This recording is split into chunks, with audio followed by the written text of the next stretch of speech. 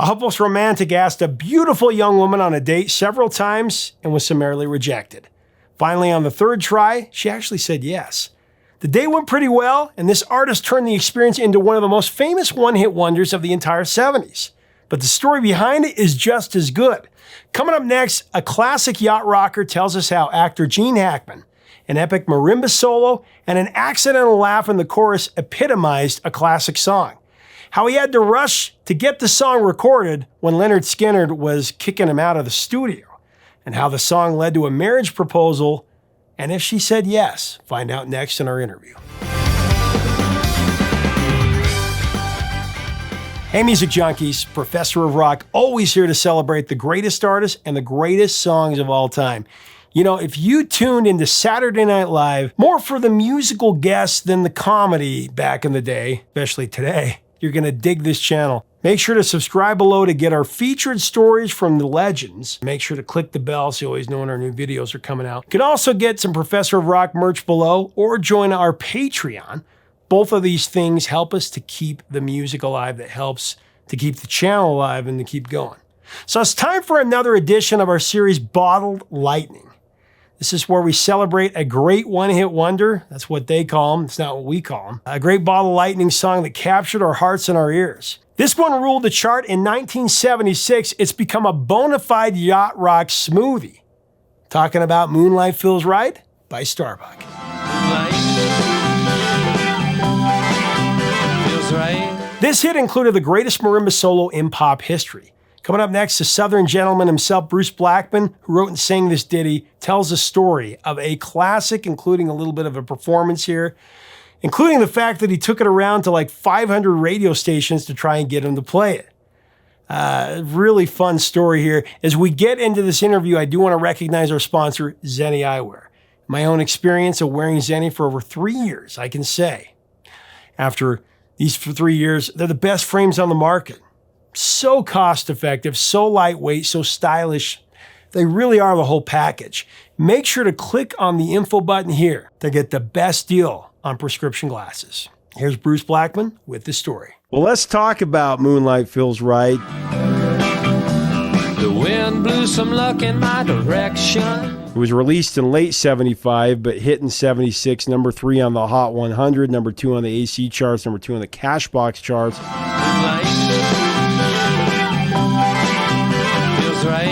All right, I was sitting, it was in 74, I was sitting on the floor of my house. I had my mini moog.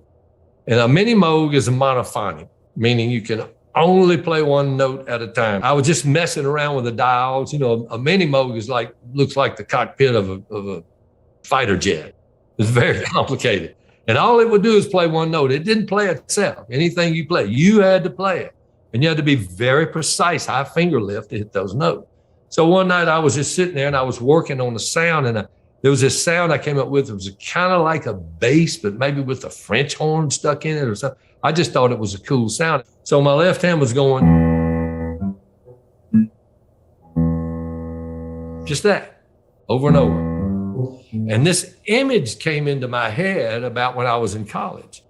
And I saw this woman on campus who was stunningly gorgeous. So after about 2 weeks, I got the stones to ask her out. She said no. A couple weeks later, I asked her out. She said no. One night, we're walking back from a pep rally at the stadium, and she was walking up in front of me, and the wind was blowing. And I walked up beside her, and I asked her out, and she said yes. So that image was in my head, and I'm going, so I go, the wind blew some luck in my direction. I caught it in my hands today. Some luck in my direction. I caught it in my hands today. And then I looked up at the TV and the sound was off. But I saw Gene Hackman, and it was the French Connection. French Connection.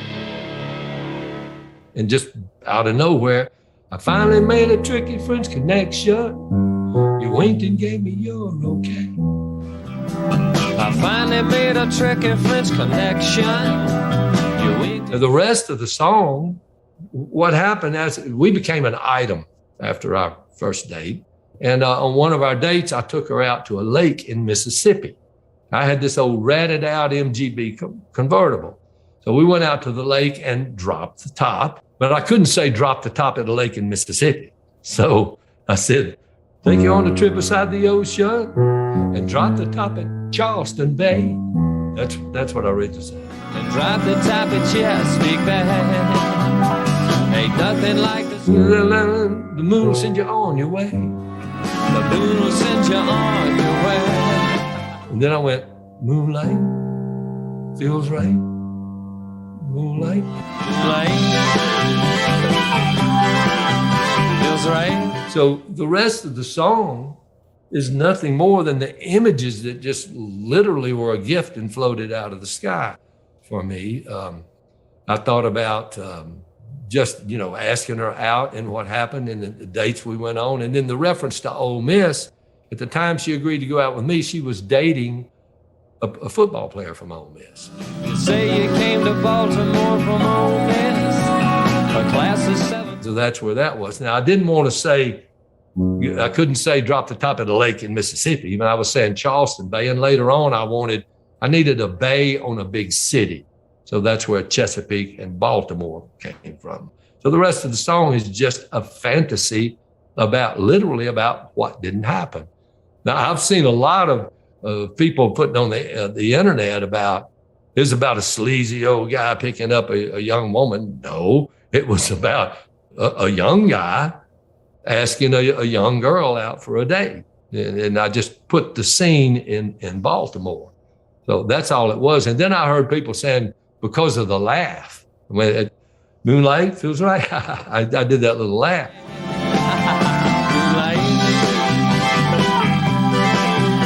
Well, the reason that happened, when we recorded Moonlight, we had 3 hours, 9 to 12. Lynyrd Skynyrd was coming in the studio right after. As a matter of fact, Ronnie Van Zant was in the control room when I sang the melody. So we only had about 10 minutes left. And the engineer said, well, we can't do the vocals because the band's tearing down out there and we can't use the vocal booth. I said, can you plug me in straight to the board? And he said, well, yeah, nobody's ever done that before. I said, well, they have now. So we plugged straight into the board, put a Shure SM57 mic between my legs, hit play, and I started singing. I only had about 5 minutes because Lynyrd Skynyrd was, you had to get out of the studio for them. They were God. So I started singing it. Well, the right side of my headphones didn't work, and all I could hear was static in the left side. So I sang the first verse, and it sounded so bad to me, I laughed at myself at the end of the verse. When the record company heard it, they liked the laugh so much, and they made me go back in and dub in the laugh on the second and third verses.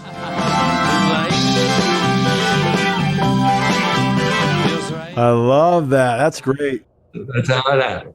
When my dad was telling me about the song, he said, yeah, listen to this little laugh. Isn't that funny? And then my kids asked me, Dad, why is he laughing? Now I can tell him. But now the headphones were screwed up. When I did the song, when my hand finally healed a couple months later, I had a little old cheap $30 drum machine. It had 4 beats on it. It had a 4/4, which did not work, a 3/4, which is a waltz, that's no good, a march, no good, and a bossa nova.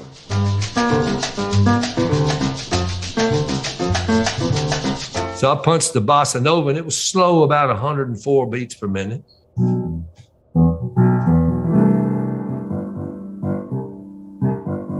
wind blew some luck in my direction. I caught it in my hands today. I finally made a tricky French connection. You winked and gave me your okay. I'll take you on a trip beside the ocean and drop the top in Chesapeake Bay.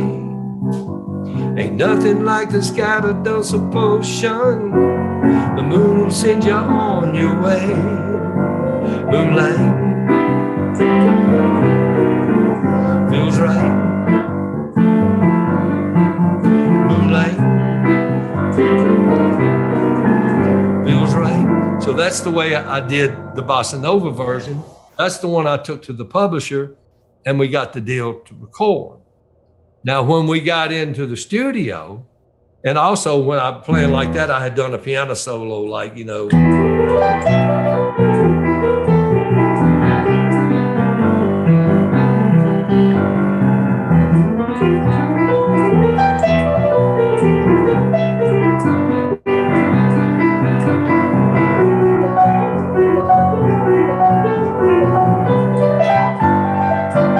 And so on.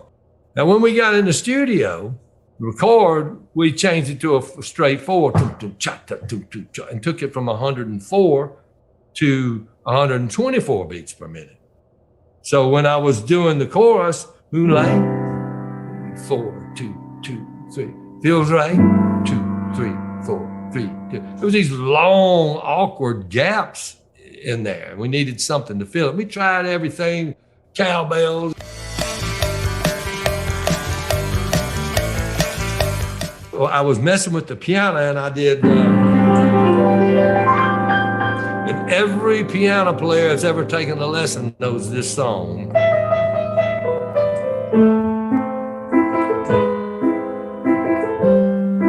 Which is For Elise. I was thinking, wait a minute. So what if I did that in? No, what if I did? It's 5 notes, 1, 2, 3, 4, 5. So how about? So when we did the song, I used mini modes, and it became.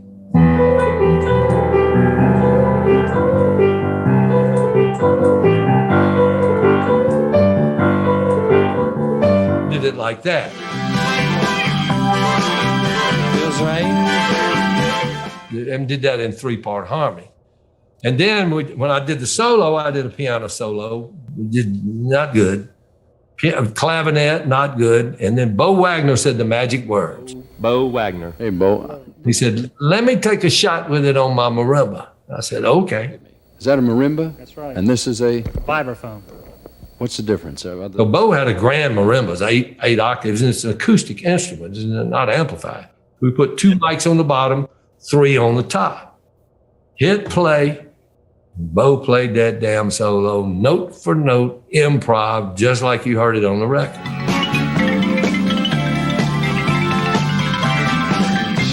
When he got through, it was as silent as a cemetery on Tuesday afternoon. It was just dead silent. And then Bo little squeaky voice goes, was that okay? I said, yeah, Bo, come on in. The record company hears it, and they wanted us to cut out the marimba solo.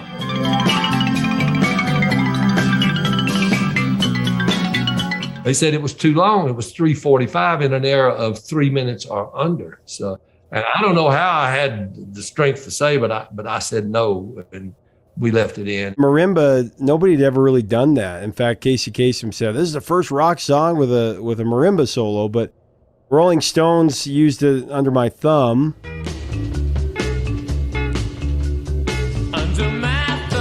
Procol Harum used it on a few of their songs. It's big influence on a lot of bands that have come after. Vampire Weekend and the Horchata, they have a marimba in there. The White Stripes and Nurse.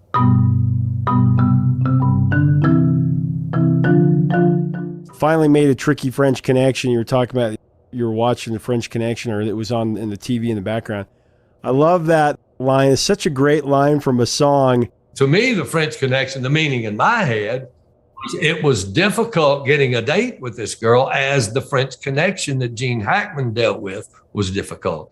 In my mind, that was the connection there. You got to tell me a little bit more about, I think it's an amazing story how you saw this picture of her. So I went to Delta State to take world history.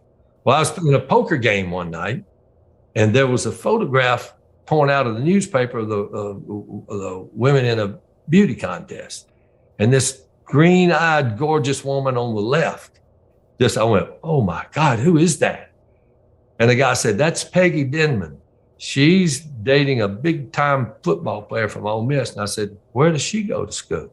So I went over to Mississippi Delta Junior College. And I went there literally to meet her.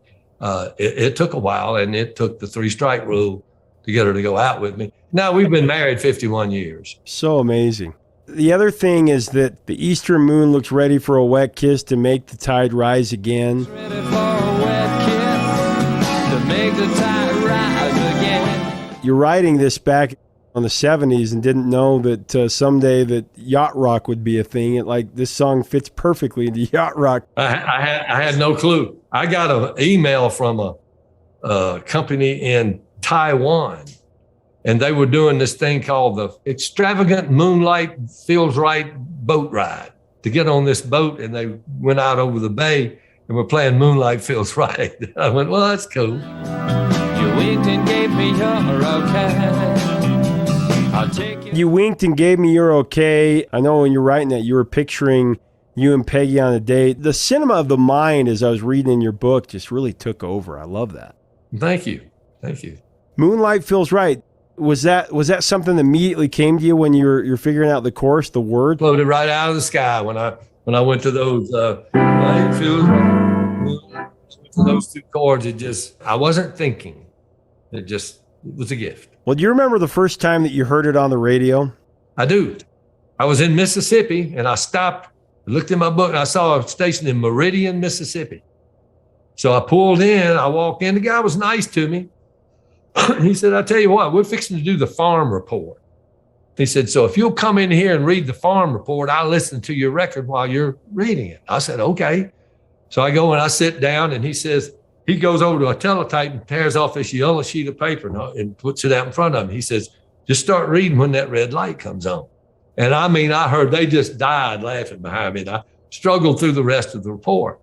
So when I was leaving, I turned it on to that station, and I heard the same guy. He said, hey, that funny guy that just read the farm report left us a song. Hey, we think it's pretty good. See what you think.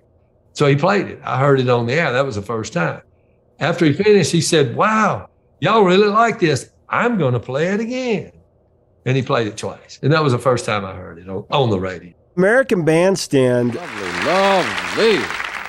Thank you, gentlemen. This is Bruce Blackman. Bruce? And Midnight Special, you played both of those, which were huge.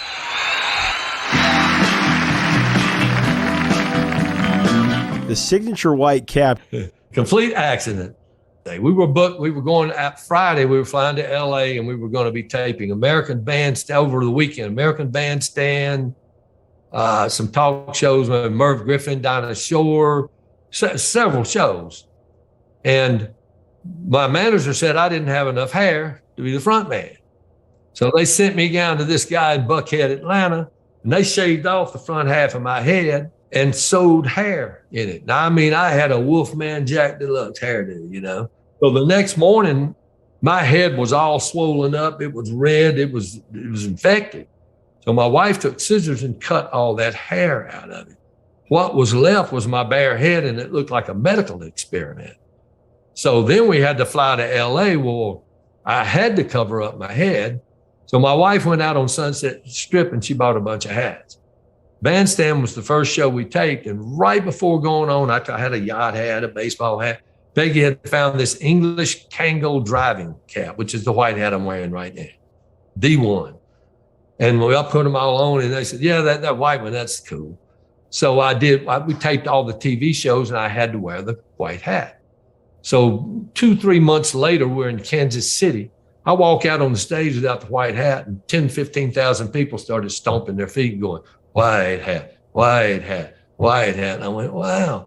So my head roadie, Danny Williams, goes out to the bus, comes walking out on stage holding the white hat, and he gets a standing ovation for a white hat. And I went, okay. You mean it's that easy? White hat it is. What do you think about it over 40 years later? It's going to be 50 in no time. Well, it completely blows me away. I see my streaming reports and stuff. We have like 1.2 million listeners on Spotify. And I mean, how is that possible? What's interesting now is the young ones coming back and discovering that music. But, every generation has their start. We had ours, you had yours. And what is the good old days of music?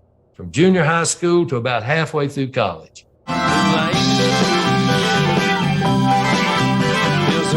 By the way, Bruce Blackman just made a comeback on the Surf Countdown radio charts. His song, You're the Reason,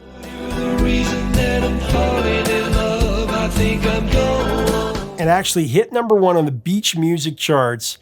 And he had another song, I Love Doing Nothing, that also charted, I think, in the top 20. I'll be doing nothing. Check out his new stuff. I'm going to link to it below. He's such a cool guy, such a nice guy. Leave us a comment about this 70s classic. What's your take on this song?